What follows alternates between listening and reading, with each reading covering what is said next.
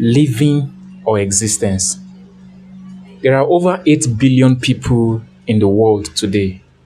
And I can tell you that everybody truly exists as a human being, but not everybody lives according to the man or woman is meant to be. Let me break it down. Let me tell you what I mean about this. Existence and living. What do we mean by existence? What? Let me explain what existence really is. Existence is basically survival. That's the simple definition for existence. It means you're living passively. It means you live life just according to the normal routine that you've been brought up with. That is, you sleep, you wake up, you go to school, you graduate, you get a job, and you start making a living, you start earning something, and then the cycle goes on again and again without true sense of purpose, without deeper reason for being alive. So that's existing. You're merely surviving. You hear a lot of people say, I have to get a job, I have to feed myself, feed my family, and that's it. If you ask some people today, why exactly are you doing this work? Why exactly are you even working? That's what they will tell you. They will tell you, I need to take care of myself. I need to, they have this instinct. The instinct is to survive. And truly, every human being has to survive firstly.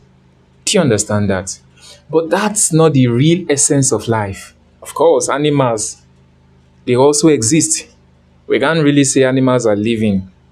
Yeah, in the context of what I'm trying to say, they are actually existing. Why? Because the instinct animals have is that they have to survive. In the animal kingdom, in the jungle, when you're waking up as an animal in the jungle, you're waking up as either a prey or a predator. There's no middle or you sitting on the fence there. You wake up every day as either a prey or a predator. That's the way it happens in the animal kingdom.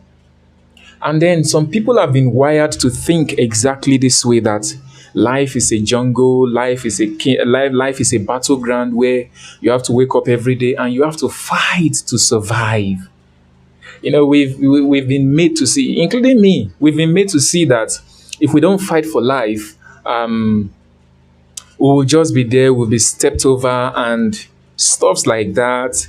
We have this kind of mindset that, okay, that's the way life is. And that is what brings the survival instinct in us. So we see, even when we live in a luxury, even when we live in a little bit of wealth, but without deeper sense of purpose, we feel, okay, that's the real essence of life. We continue to live. We feel that's the best way to live because that's what we've been made to believe, that life actually is a place where we have to fight for survival every day. But now let me define what living means exactly. Living, simply put, living is a life of purpose. That's just the simplest way to put it. Living a life of purpose. Living means you're living actively. You're not living passively. You live because there's a reason to live for. You live because there's a specific reason to exist in the first place. And I define living as the combination of both existing and living, because definitely as humans, we have to survive first and then we have to live. So animals don't get to live this kind of life. Animals they don't have that sense of purpose. Only humans can live with a reason, with that joy inside of them every time they wake up. So only humans get to live that kind of life. And the paradox of all these scenarios is that even animals who don't get to live a life of purpose, they don't give God a headache. It is we humans that give God a headache. We want to be like this person. We want to be another person when God has actually made us to be us. He has made us to be us. But because I see somebody like this. I want to be like that person. And then you see men, you see women living the life they are not designed to live at all. See, purpose is what drives living. Survival is what drives existence. Let me come back. Let me repeat that. Purpose is what drives living. Survival is what drives existence. So when you look at the way people live their lives, you can actually know what drives them. Is this person being driven by purpose, or is this person driven by survival? Do you understand that? And you know, the percentage of people that are living in the world today, and okay, let me put it this way. The margin between the percentage of people that are living today is wider to the percentage of people that are merely existing. Is wide. The margin is so wide. And why is that? It's simply because of one word: purpose. Purpose.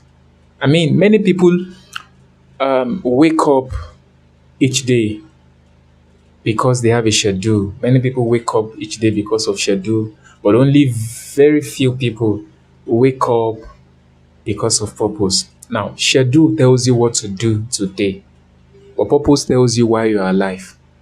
A pen was created to write. A car was created to transport people. A camera was created to capture moments.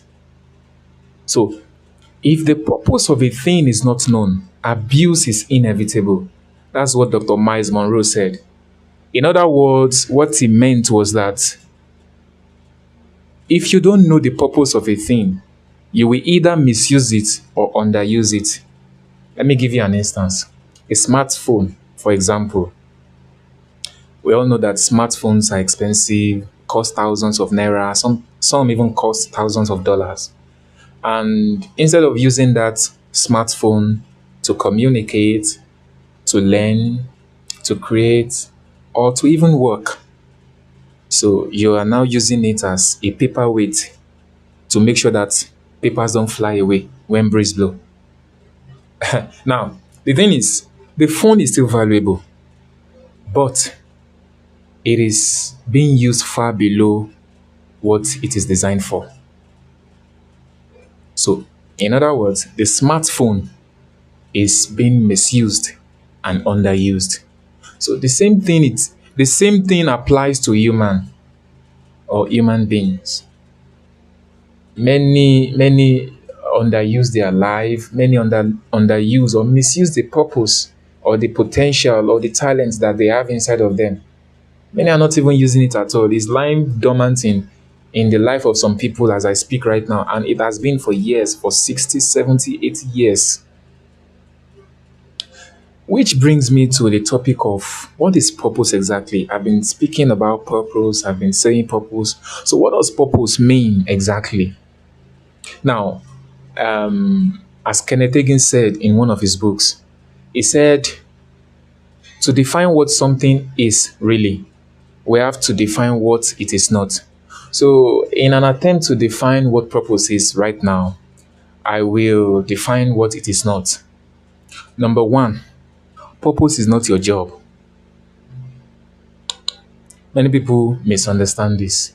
Purpose is not your job. Think about it. Many people, it happens with a lot of us, Sha. Many people love Fridays, but they detest Mondays. Why? Think about it. The reason they love Fridays and they hate Mondays is because they are not actually doing their purpose. They wake up with joy on Friday morning. Oh, TGIF on social media. And then on Monday, they'll be like, how come the weekend is over? See, if that has been your attitude week in, week out, check it. You're not in your purpose. Your purpose is not meant to make you feel bad any day, anytime. You can get tired fulfilling your purpose probably because of the work involved or the stress involved or whatever it involves. But you now complaining about, I have to get up again today, I have to wake up today. No. Now, don't get me wrong, your job can be a platform in which you express your purpose. It can be a vehicle which your purpose is expressed, but your job majorly is not your purpose. Number two, what purpose is not? Purpose is not your career, it's just like the job. In this part of the world, in Nigeria, in my generation here, we choose career based on how lucrative it is. That's the mentality we've been made to grow up with. That's the mindset that we have when we grow up. So, we've been made to choose our careers based on the ego, the money that is going to come out of that career. And then you notice many people in their career that they end up getting frustrated. Why? Because the career they choose is not in accordance with their purpose, is not in accordance with the mandate that they have for their life, that God has created for their life. Do you understand that? So, your career is not your purpose. And just like the job, also, your career can also be a platform, a vehicle whereby your purpose can be fulfilled. Definitely. I give you an example. Many people chose the career of being a singer. Normally, their purpose is to sing. So, when you sing, you're fulfilling your purpose. That's why you see that there are a lot of singers. I mean, there are levels to being a singer, to being a musician. There are people who love what they are doing, and there are people who hate what they are doing, but they are doing it because of what? You get it? So, your career is basically not your purpose, but it can point towards your purpose. Okay, let me give you another example. Right from when you were small or when you were little, you love anything about science, you love it so much. You love to do practicals, you love to write theses, you love to do a lot of hypotheses and carry out a lot of researches right from when you were little. And then you chose a career in the path of being a researcher or a lab scientist. Now, it's your purpose, it's what you love doing. Now, you chose a career towards that path. Is going to elevate what you love doing. Now, that kind of a person will not be complaining about Monday and be happy about Friday. No way. So, number three, what purpose is not? Your purpose is not your title. A lot of people think because they call them doctor, barrister, engineer, nurse, what have you, any kind of title they call them, they feel, okay, pastor, imams, sheikh, they feel, oh yes, I'm being called this right now. I think this is my purpose. You can't use that to decide though. I remember when we were little, and I believe many people can relate with this. We were being called majorly two titles when we were growing up. They call us, it's either we're a doctor or an engineer. Well, engineer ni. That means he's going to be an engineer or he's going to be a doctor. Why? It goes back to what I'm telling you about how we were being wired to pick our careers. Right from when we were little, we're being taught that it's only engineers and doctors that can have better lives in this present life. So, with that, they call us the title, and then we grow up with that mindset. What's a million engineer? They've called me a doctor, they've called me a barrister. And then we try to pursue what is not actually part of us. And then at the end of it all, you see somebody that has been called a barrister, a lawyer when he was little. Is that person that is now a baker. Yeah, the person is now a baker. And then they'll be like, but you were meant to be a doctor. You're meant to be a doctor now. What changed? Life changed. The person discovered purpose. So your purpose is not your title. Number four, Your purpose is not your salary is related to the jobs and career that I spoke about earlier. It's not your salary. Again, my generation and the way we've been taught when we were growing up, our environment, we've been taught that everything is all about money. Presently, the Gen Zs, my own generation, we believe everything is all about money. So, when we do things that is outside of, the motivation of money, when we do things that even before money becomes a motivation, it comes last. I don't know if you get what I'm saying. Then we feel we are going against the norms. But then your salary is not a decider of your purpose. I know a lot of people will beg to differ. A lot of people will want to say, what's this guy saying, sir? If you like not get money now, you know. You see, that's the mentality I'm saying. You can have a high paying job and yet still not have that inner satisfaction that you're meant to have. Abba. Okay, let me give you an example. Why are billionaires, millionaires that have built business empires, why are they committing suicide? Are they not being paid very well? Have you not heard of billionaires and millionaires that they worked in all these high paying companies and at the end of it all, they just pen down a note, I can't continue any longer. They end it all. Is it the money that they don't have? They have it. So why? Lack of purpose. I know many people will say, Ogun aye ni. Maybe it's all the spiritual forces. I'm not disputing that. There are spiritual forces, truly. But let me give you one thing. Let me tell you something about how all these spiritual forces work. Now, somebody that has been trying to work his way to the top. So he got to the top. Now he has money. He can live a comfortable life. The spirit that did not tell him to die, to go and kill himself when he was hustling, is it that spirit that will not come when he has money that, okay, now you have money, go and kill yourself? Think about it. This thing has to do with purpose. The person that hustled right from where he was, he knew where he was going. It wasn't just basically living for survival. It was living for a purpose. He had a goal. He had a target. And he got to that target. Now, there are a lot of people that just because, I wouldn't say fortunate. We have different systems. The system that operates in Nigeria is different from the system that operates in most of these developed countries. So, in a developed country, that's where all this society is actually common. It's not as if it's not common here too, but it's common majorly in those countries. And I will tell you why. Because their system is designed for them to have a good job immediately they graduate from school. You don't get to be seeking for job for years. In developed countries, there's a way, there's a system that has been built already for them. Even the children that they're going to be having right now, in years to come, those children, when it is time for them to work, they will be employed. Not in Nigeria and not in most parts of Africa, if not all parts of Africa. So in that kind of a system, when you quickly climb the corporate ladder, you make money, you save, you do a lot of things.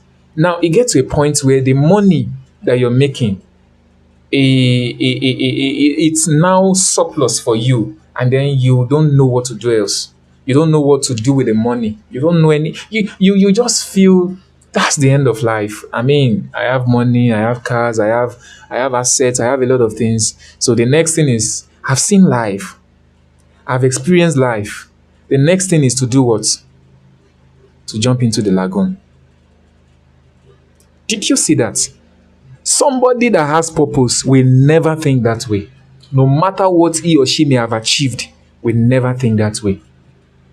I have a friend who says we're born to die. Now, did you hear that? Can you imagine that kind of a mentality?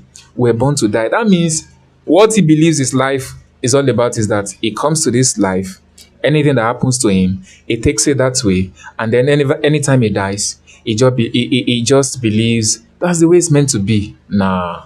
Now, quickly, what number am I? I think number 5. Yes, number 5. Your purpose. Purpose is not your social status. A lot of people have social status. A lot of people, okay, let me give this example. A lot of people are known for probably some of the things that they do, maybe in their community, in their area, in their local government, in their religious setting. They know them for some stuff, maybe taking decisive actions, maybe being outspoken, maybe being able to relate with people. They have this kind of social aura that whenever they meet people or wherever they are, people tend to get to know them quickly. Now, many use that to judge that that's their purpose. Don't get me wrong. It can be a pointer. Like I said, it can be a pointer to your purpose, but it's not based on your purpose. Many people will even pride in it that, obìnrin lọ́wọ́ lágbájá, wọ́n mọ̀ mí ní estate yẹn. It means you go and ask somebody else. They know me in that estate that this is the kind of person I am. They pride in that. Okay, now this is the kind of person you are. What have you achieved with it? What have you achieved with it? At the end of the boasting, you go home at night and then you'll be like, what's going to be for dinner tonight? And then you start complaining and complaining that I'm even tired of life. So, for the fact that you're social doesn't mean that's your purpose, but it can be a pointer to your purpose. So, I've explained what purpose is not. And this video is long enough. So, in the next video, I will make an attempt to explain what purpose is really. So, in the meantime, think and grow and share this video. Thank you.